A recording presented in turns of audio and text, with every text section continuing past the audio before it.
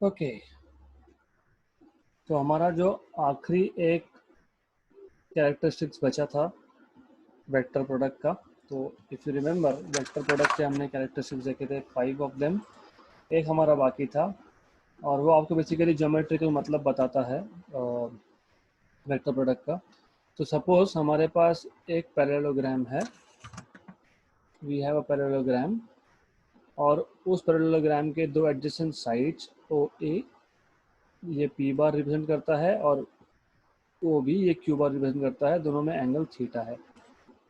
Okay, तो अब अगर मैं बी से पी वेक्टर में, मतलब ओ एस साइड पर अगर परपेंडिकुलर ड्रॉप करता हूँ, उसको डी पॉइंट बोलता हूँ, और let us say this is height H, this point is C. Okay, तो जो हमने अभी तक जो कंसिडर किया लिख लेते हैं हम लोग।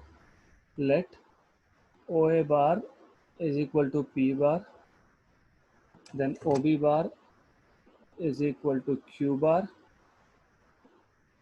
Theta be the angle between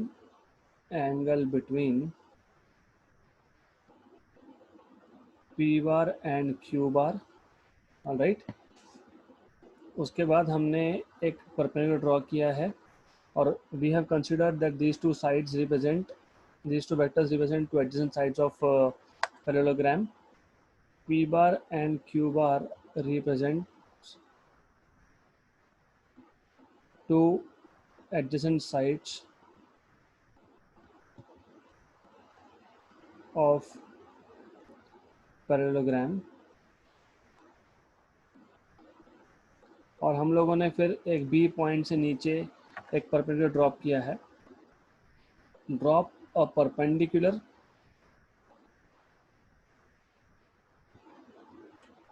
from point B on OA, which meets at point D, which meets at point D. Let BD is equal to H. So from triangle ODB, what we can see is, from triangle ODB, sine theta is opposite side upon hypotenuse. Therefore, we get BD is equal to OB sine theta, that is Q sine theta, right? Also हमको क्या पता है? Also area of parallelogram is given by area of parallelogram is, we already know, that is, and we are talking about area of parallelogram. Which parallelogram? OACB is equal to what? Is equal to height into base, height into base. और height आपको पता है, height है B D, और base आपको पता है कि यहाँ पे ओ है, और बी डी हमने फाइंड करके रखा है, that is Q sine theta, और ओ ए जो था पी, मतलब ये आ गया P Q sine theta. But P Q sine theta is nothing but magnitude of P bar cross Q bar. तो इसका मतलब क्रॉस प्रोडक्ट का मैग्नीट्यूड हमको देता है एरिया ऑफ पैरेललोग्राम, राइट? तो हम लोग ये कंक्लूजन में लिख लेंगे। So what we can write in conclusion is, बहुत सिंपल है, the magnitude of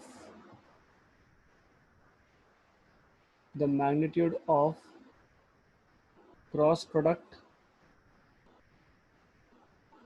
of two vectors,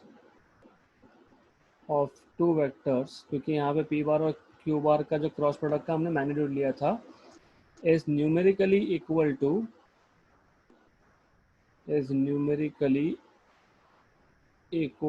the area of a parallelogram whose adjacent sides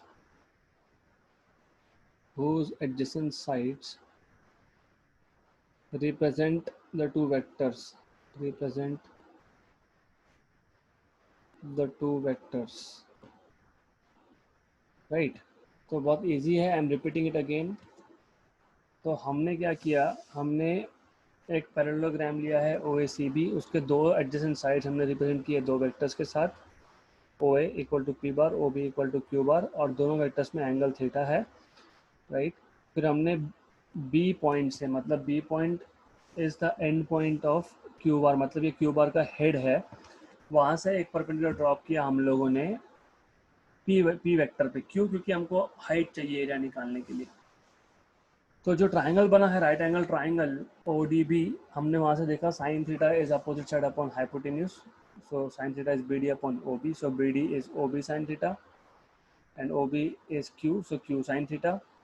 so area of parallelogram हमको है पता है height into base, so it is BD into OA, so finally हमको मिल गया PQ sine theta, that is magnitude of P bar cross Q bar, right.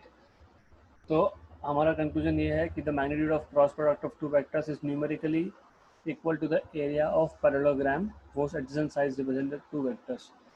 In short, किसी भी दो vector का क्रॉस प्रोडक्ट अगर वो दोनों वेक्टर्स पैरेललोग्राम के एडजेसेंट साइड्स होंगे तो क्रॉस प्रोडक्ट का मैग्नीट्यूड आपको एरिया ऑफ पैरेललोग्राम देगा। ये बहुत इंपॉर्टेंट है for numericals and also keeping in mind competitive exams like JEE NEET, right.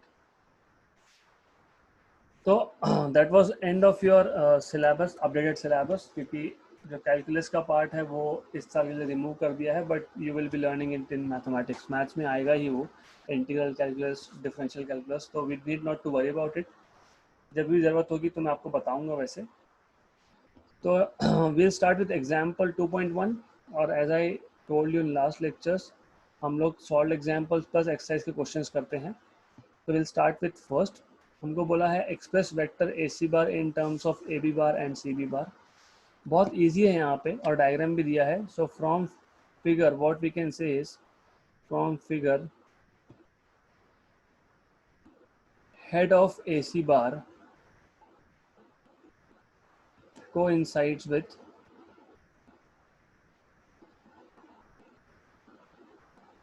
tail of CB bar. मतलब जहाँ पे AC बार खत्म हो रहा है वहाँ से CB बार स्टार्ट हो रहा है, और AC bar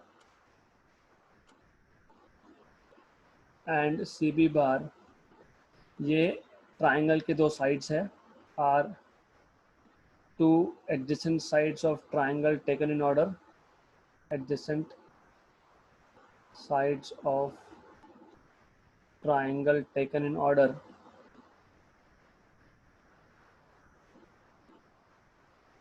therefore we can apply, therefore according to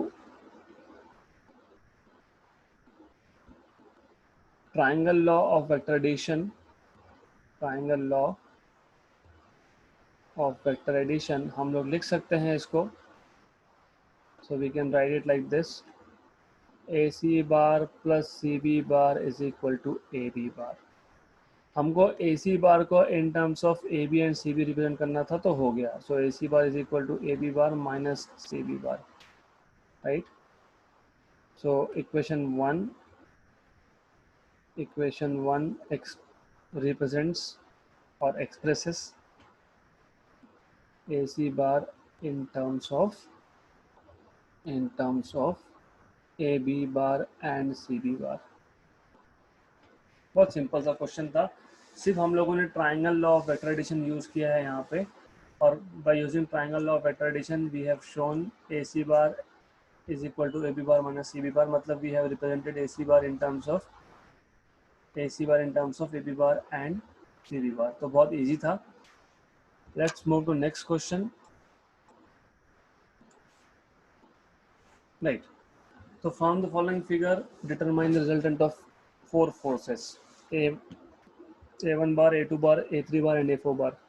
तो हम जिसे डायग्राम में देख रहे हैं, राइट, बहुत इजी चीज़ है ये। बेसिकली यहाँ पे हम लोग repetitive use of triangle law करने वाले हैं। मतलब क्या, अगर आप A1 बार और A2 बार पे ध्यान दोगे तो A1 बार जहाँ ख़त्म होता है वहाँ पे A2 बार स्टार्ट होता है, राइट। दैट मीन्स हम लोग A1 बार मतलब OA बार और AB बार पे ट्राइंगल लॉ यूज़ कर सकते हैं, तो उसका रिजल्टेंट आएगा ये, the one in orange I am drawing. So this is A1 bar plus A2 बार। तो हम लोग अप्लाई करते जाएंगे और लिखते भी जाएंगे फिर साथ साथ में, right. So we can apply triangle law for OA bar which is equal to A1 bar and AB bar which is equal to A2 bar, right? Therefore हम लोग क्या लिख सकते हैं यहाँ पे, OB bar is equal to OA bar plus AB bar, है ना, OA plus AB that is OB, but OB is nothing but A1 bar plus A2 bar, हो गया, राइट। अब सेकेंड केस में क्या करोगे, अब क्या करोगे इसके आगे, अब इसके आगे हमारे पास ये एक वेक्टर है which is OB, resultant of A1 A2। अब A1 और A2 को भूल जाओ क्योंकि हमने यूज कर लिया उसको। फिर अब अभी basically you already have used it, तो ये आपके पास A1 बार प्लस A2 बार तो है ही। अब जहाँ पे ये OB बार ख़त्म होता है वहाँ से आपका A3 वेक्टर मतलब BC वेक्टर स्टार्ट होता है। तो अब आप इस पे triangle law of vector addition use करोगे तो आपको नया रिजल्टेंट जो मिलेगा, it is given by this vector here, और यहाँ पे दिखाने जाऊंगा तो यहाँ पे ये वेक्टर होगा, राइट। तो वापस से हम लोग अप्लाई कर रहे हैं। So we can apply triangle law again for OB bar and BC bar to obtain OC bar।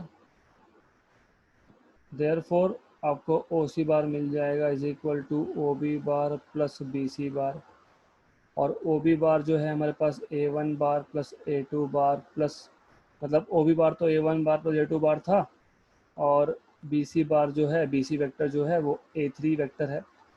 तो ये आपको मिल गया OC which is nothing but A1 plus A2 plus A3। Similarly यहाँ पे भी लिख सकते हो आप A1 plus A2 plus A3, A1 plus A2 plus A3, right. तो अब अगर आप अब इस OC बार पे, ये अभी आपके पास OC बार है डायग्राम में, ये आपका आ गया OC बार, और एक लास्ट वेक्टर है that is CD which is A4 bar, right.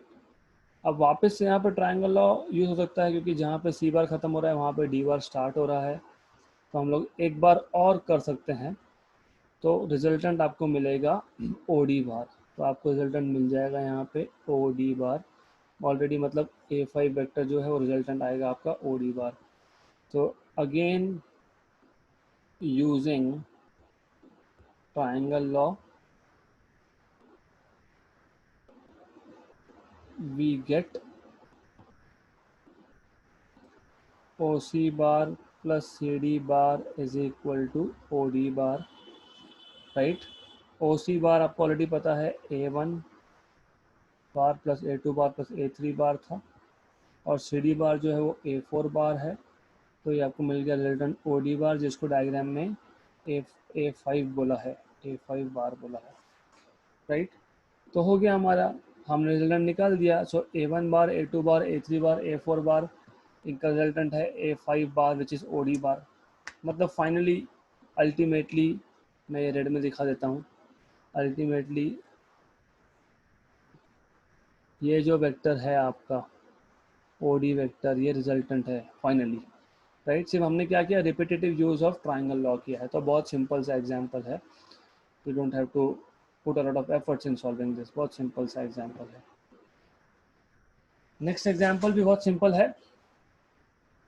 Water is flowing in a stream with velocity 5 km/h। तो इन ईस्टर्ली डायरेक्शन, मतलब टुवर्ड्स ईस्ट, 5 km/h की स्पीड से वाटर फ्लो हो रहा है आपका, right? Good. Related to the shore, अब आगे आपको ये बोला है speed of a boat is relative to still water. Still water मतलब when the water is at rest, right? Related to still water is 20 km/h। तो अगर पानी मूव नहीं होता, पानी अगर रेस्ट पे होता, रेस्ट पे नहीं है ऐसा, 5 km/h से मूव हो रहा है, लेकिन उन्होंने बोला है if the water was at rest, तो उस केस में बोट का स्पीड 20 km/h होगा। और अगर if the boat enters the stream heading north, मतलब ऐसा बोट एंटर कर रहा है नॉर्थ, क्योंकि ये ईस्ट डायरेक्शन है, आपको पता है, ये नॉर्थ डायरेक्शन है ऊपर की तरफ, आपको ये भी पता है, राइट? और ये आपको पता है 20 km/h उन्होंने बोला है। With what velocity will the boat actually travel? तो इमेजिन करो कि पानी जो है वो फ्लो हो रहा है towards east, from west to east, और बोट ने एंटर किया साउथ टू नॉर्थ। तो बोट का वेलोसिटी जो है उस पे वाटर का वेलोसिटी का भी इफेक्ट इंक्लूड होगा। मतलब अगर मैं बोट का और वाटर का वेलोसिटी देखता हूँ तो दोनों का रिजल्टेंट निकालता हूँ, तो रिजल्टेंट मुझे मिलेगा this vector. Why this vector? क्योंकि यहाँ पे हम लोग triangle law of vector addition use कर सकते हैं, और ये एंगल को मैं मान लेता हूँ सम एंगल अल्फा, सही, राइट? तो बेसिकली ऐसा है कि भले ही बोट नॉर्थ में जा रहा था विथ सम वेलोसिटी 20 km/h, पर वाटर का स्पीड भी था 5 km/h। तो even if the boat was trying to go north towards A point, पर बोट पहुंचेगा in the direction of north east towards B point. Okay, तो आपको ऑलरेडी पता है कि ये रिजल्टेंट वेक्टर अगर मैं आर बार बोलता हूँ इसको, तो we already know in this case, so I just mention things here. The resultant velocity, the resultant velocity r bar of the boat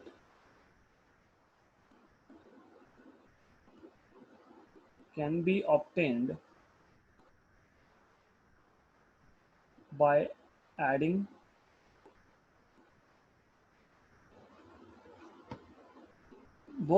by adding these two relative velocities, by adding the two velocities, क्योंकि हमारे पास दो velocities है, right? कौन सी दो velocity है? OA and AB, right? Therefore magnitude of resultant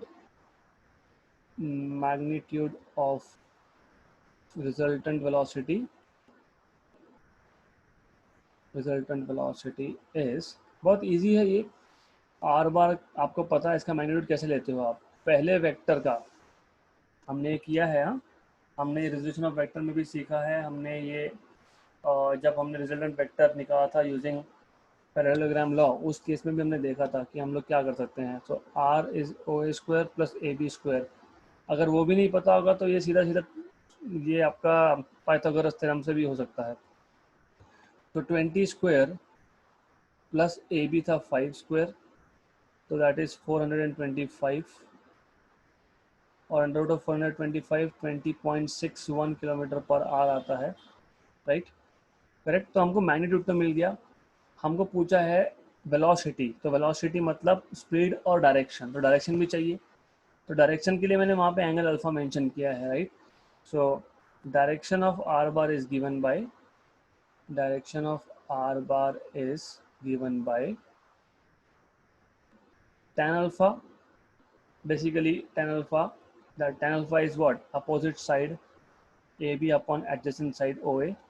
मैंने आपको पहले भी बताया था कि डायरेक्शन लेते वक्त हम लोग हमेशा tan लेते हैं, क्योंकि उसमें x कंपोनेंट और y कंपोनेंट दोनों रिप्रेजेंट होते हैं। यहाँ पे AB मतलब अलॉन्ग x है, x कंपोनेंट आ गया, OA मतलब अलॉन्ग y है, तो y कंपोनेंट भी आ गया। तो मुझे यहाँ से मिलेगा alpha is equal to tan inverse of AB by OA। And what is AB? You know this, 5. What is, acha, I have to write tan inverse, of course. So that is equal to tan inverse of 5 by 20, that is 1 by 4. So tan inverse of 1 by 4, tan inverse of 0.5 turns out to be 14 degree and 4 minute। ये आप वो logarithmic table से आप निकाल सकते हो, right? तो आपको डायरेक्शन मिल गया, तो आपको फाइनली मिल गया velocity is therefore velocity of boat is 20.61 kilometer per hour in a direction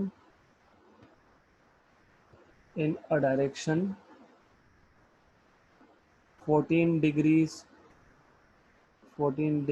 and 4 minutes east of north, या फिर नॉर्थ ईस्ट बोल सकते हो, that is better. East of north बोलो या नॉर्थ ईस्ट बोलो, that is better thing. So it is basically northeast. Okay तो ऐसे क्वेश्चंस में एक तो रिजल्टेंट वेलोसिटी निकाल लो, मैग्नीट्यूड, फिर डायरेक्शन अलग से निकालो. बहुत सिंपल है. हमने ऑलरेडी देखा है कि दो वेक्टर्स का रिजल्टेंट मतलब हम लोग कैसे निकाल सकते हैं. वी ऑलरेडी नो दिस, तो हमको पता ही था ये सब.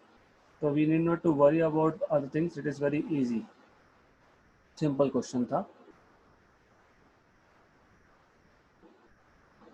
Let's move to next question and that is 2.4. ये तो और भी इजी है. Find a unit vector in the direction of the vector. Let us say मैं इस वेक्टर को मान लेता हूँ a bar. 3i cap plus 4j cap. हमको ऑलरेडी पता है कि यूनिट वेक्टर कैसे डिफाइन करेंगे, राइट. मैंने बताया था आपको कैसे डिफाइन करते हैं. Unit vector along a bar is ua cap. Let ua cap be the unit vector along a bar. मैंने आपको बताया था कि आप यूनिट वेक्टर डिफाइन कैसे करते हो. एक वेक्टर को उसी के मैग्नीट्यूड के साथ डिवाइड कर देना होता है. तो वेक्टर तो पता है, उसको मैग्नीट्यूड निकालना पड़ेगा, right. But we already know that how to find out magnitude. Magnitude कैसे निकालते हैं. कंपोनेंट है ना, अभी एक्स कंपोनेंट और वाई कंपोनेंट है, तो याद होगा आपको कि ax square plus ay square under root में लेके हम लोग कंपोनेंट का स्क्वायर्स करके हम लोग मैग्नीट्यूड निकालते हैं. x component is here, x component of a vector is 3 and y component is 4. तो 3 स्क्वायर मतलब 9 प्लस 4 स्क्वायर मतलब 16, तो under root of 25 that is 5. Therefore हमको मिल जाएगा unit vector along a, that is a bar, और a bar है 3i cap plus 4j cap divided by 5, right. तो इसको हम लिखेंगे 3/5i कैप और 3/5i cap plus 4/5j cap.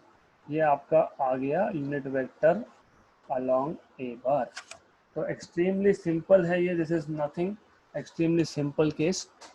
Okay so will stop today at this point, और कल हम लोग 2.5 के आगे स्टार्ट करेंगे. And we will also see in next lectures unsolved examples, practice problems.